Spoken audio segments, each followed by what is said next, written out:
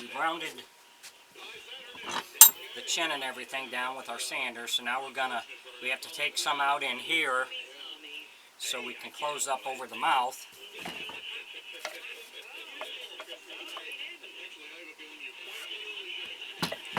we're going to do that, and we'll use our Dremel.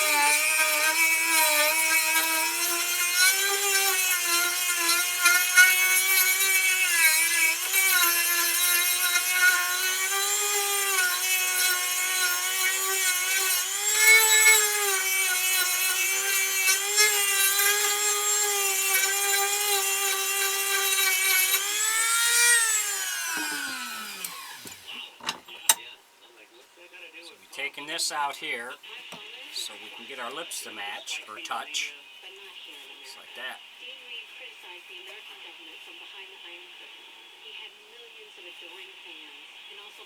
If you enjoy my videos, please like and subscribe on my YouTube page. I'd appreciate it. If you got any questions, feel free to ask me in my comment section and I will get back with you. Thanks for watching.